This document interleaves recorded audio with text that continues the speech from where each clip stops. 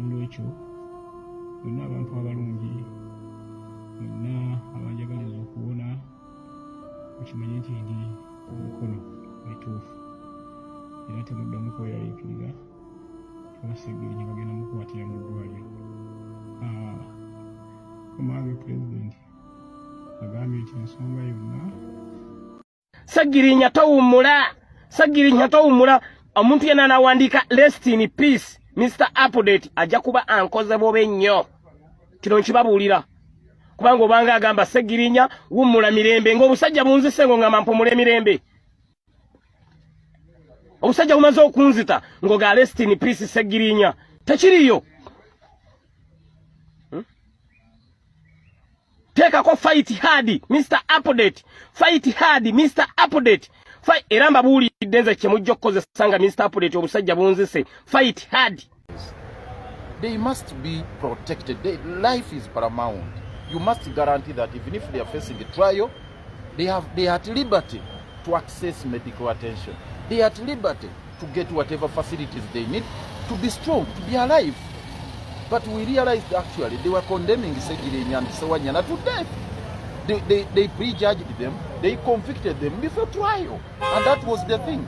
So this talk of no bail, this talk of no bond, it's going to affect so many people. You see, I may be having my own underlying issues. And these are the reasons that I envisaged under the laws to allow accused persons to be admitted to bail so that they can attend to those problems, those underlying issues they may be having.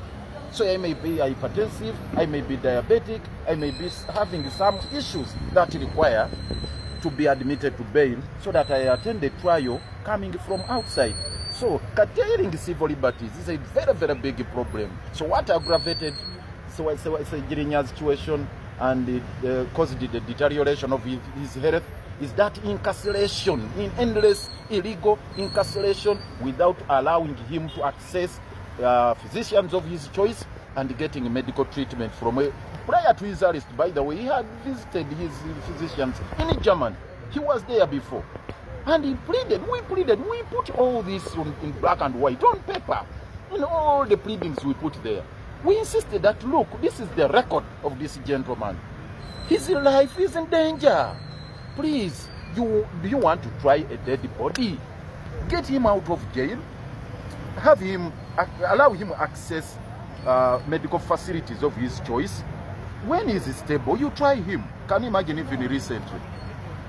The ICD court here issued the criminal summons for Saggirinya to appear before court when he was actually grounded here in the hospital. How insensitive can our justice system be?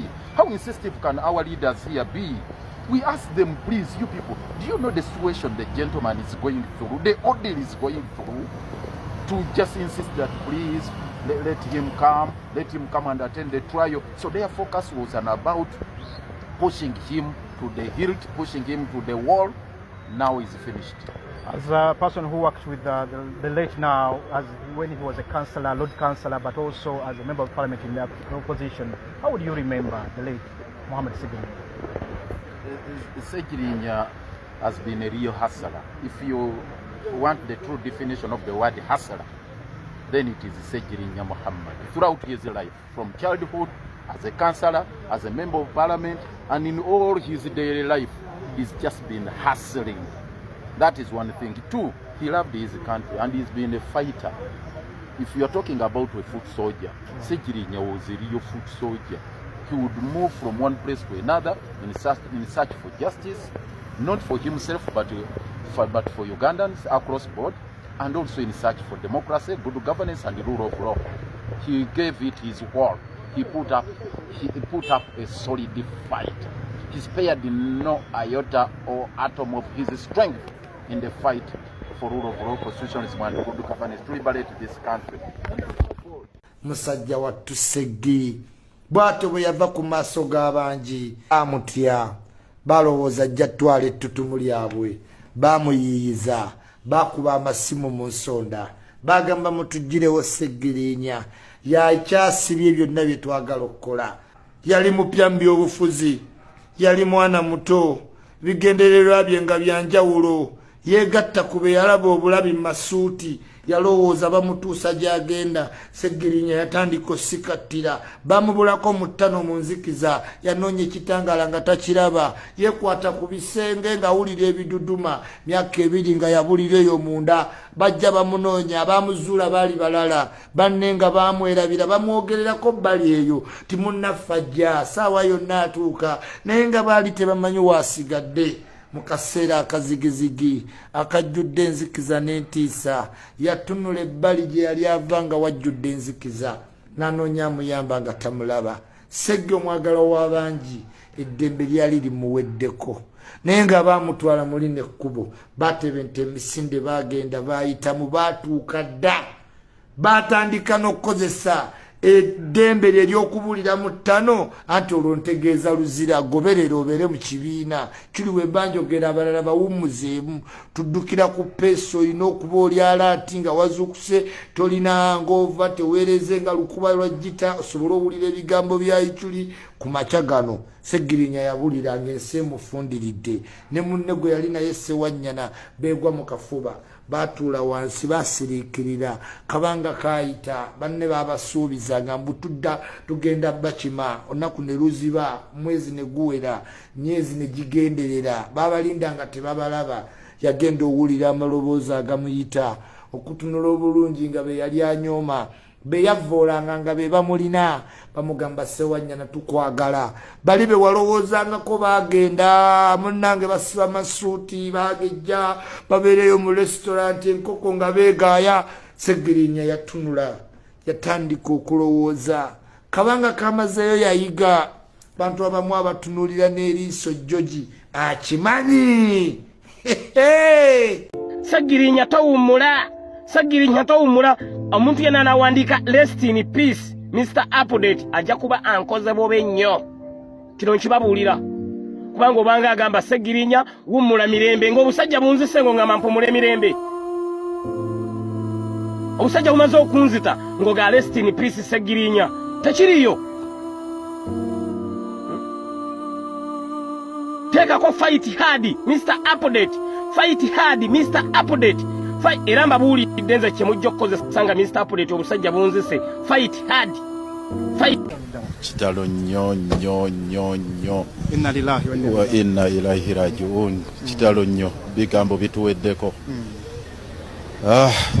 Sseggirinya agenze, nabadde wano ennaku ntono nnyo emabega, ne tubeera ne maama we, ne mbeera n'abasawo okulaba ki ekyokkola ng'ali mu ICU. Naye njogera n'abasawo ebigambo bingi byesinza kuddamu akaseera kano. Nze gwe badde bakkiriza mu babadde bajja okugendayo mu ICU mulabeko, tusalire wamu amagezi. Naye ebitengo ne binkwata ne bagamba ayogera tayogera, ategeera nti tategeera. Bagamba ali mu critical condition, ne bagamba nti tusale amagezi nga tuli eno bweru, naye sigenda kuyingira mu ICU. Sawa ni wandibadde na mu kooti ku Dr. Kizza Besigye naye olw'omulwanyi munne embeera ne yeeyongera okudeteriorating, okubeera embi. Era mbadde in touch n'abasawo okulaba kyekiyinza okukolebwa, ne tulowoozaako okwongera omwevacuatinga addeyo bwagakaani, naye nga tekikyasoboka, era ng'ali mu ICU wano nga tekikyasoboka. Kati ne tulinda afunemu amaanyi, era n'ensaba abasawo nti bw'aba afunyemu olungubanguba ng'asobola okwogera, ng'asobola okutegeera, nzije twogere naye tusale amagezi. Tekisobose. Ekisembayo Dr. Elias Namkuleko gende wali naye nga kansala ku KCCA, wadde naye nga sinnagenda ku kya kansala oba member wa parliament. Kisinga okunnuma nze looya we. Twamala ebbanga mu kooti nga bamuguddeko ebisanga ebijweteke, ne bamumma beiru, ne tulwana n'afuna beiru ne Alan Ssewanyana, ne baddamu ne bamukwatira ekiggo mu mbeera enzibu ennyo nga bwe mwagiraba. Sseggirinya n'atwalibwa e Mulago. Twatuuka ku Mulago ng'ali ku mugo gwa Ntaana gwennyini. Abasawo ne bakola alipoota ez'enjawulo. Waliwo medical superintendent wa prisons yakola alipoota Kakorachi yakola alipoota n'agiwa ne speaker wa parliament, n'abagamba bannange mukole kyonna ekisoboka mujje Sseggirinya mukomera agende mu ddwaliro agenda bafiirako mu kkomera eripoota eyo musawo wa gavumenti naye era ripoota ne bagiziimuula tugenda okulwana okumaliriza okufuna beiru ku Ssejjirinya ng'obulamu bwe bukeeye okutandika okulwana malwaliro wuuyo agenze Nairobi wuuyo agenze Ruddawa ng'embeera etabuse nga kibi nnyo. Ssejjirinya abadde mulwanyi ekirala ekinnuma ennyo nti Ssejjirinya atobye n'obulamu buno ffenna obulamu buno Allah yabututeekera tubweyagaliremu naye Ssejjirinya atobye n'obulamu okuviira ddala nga muto okubiyayitamu nga kansala okufuuka kansala n'okutuuka nga member wa parliament talina kyaganyoddwamu ye ng'omuntu mu kifo kya bwa member wa parliament naye ng'abeereddewo nnyo abantu ekyo kye tusinga okumujjukirako ebintu bibiri nti Ssejjirinya abadde mulwanyi alwanirira eggwanga lye eddembe ly'obuntu obwenkanya ate nga Ssejjirinya ayagaliza abantu abalala alina omutima ogulumirirwa nga bw'alaba ono aboyaana alina okutuukawo alabe ki kyasobola okukola mu bunafu bwe mu busobozi bwe obutono. Mukama amumuze mirembe amuwe ekiwummula eky'emirembe amusonyiwe byonna ebyamusobako. Balamusizza nnyo bannakawempe no bategeeza nti ekindeese olwaleero kubeebaza nakumbeererawo mu mbeera etali nnyangu n'olwekyo buli lwempulira nga munkoonyeeko mpulira essanyu. Ekisembayo bannakawempe nyongera okubategeeza nti ensonga ya Kawempe North timukyalinamu obwesige. Ekintu ekyo sisinza kukisuula mu gulupa kubanga mukyantunuzaako eriiso. Kakati lwempulira ekyo nti Ssejjirinya Kawempe North Ssejjirinya Kawempe North kimpa amaanyi ennyo. N'olwekyo bannakawempe nga bwe mundaze nti mukyanjagala nange mbabuulira nkyabaagala ate ngenda kudda ku luno na mutima. N'olwekyo mwebale nnyo mwebalire ddala tuddemu tusinkana 2026 mu kalulu ke tunaddamu insha Allah. Bannange jo nalajanye wano ku mukutu guno ogwa TikTok kibannange muyambe Ssejjirinya obwana buto bwana bukyali buto Naggirinya tannakula n'obulala tebunnakula bwaba kusindise tikola Ssejjirinya ekikyamu mutte munnange kyusaamu ogambe nti musajja ato obwana nga tebunnakula mwagazaaki kubanga jjo wabaddewo ka boda akabadde kangoberera nga bwe tulinnyamu nako ne kalinnyamu bwe tuweta nako ne kaweta neŋŋa nti oba abasajja ate tebaawulidde vidiyo n'olwekyo kanziremu nkola vidiyo eno ey'okubiri munnange yamba gwagenda atemula gwagenda kuba abantu amasasi ye Ssejjirinyawo mutaase oleme kimukola kubanga bannange obwana buto Naggirinya tannakula tenakava mu kaduukulu ka myaka 2 yamba baabafunamu omutima ogw'ekisa.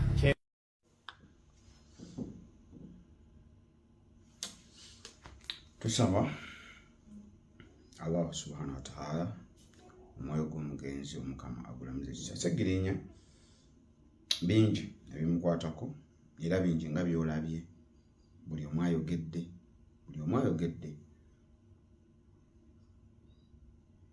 naye Allah subhanahu wa ta'ala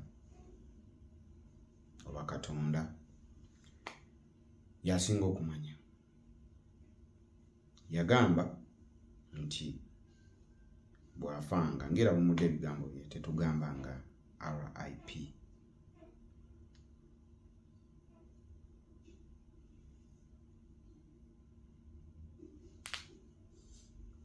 Inna lillahi wa inna ilaihi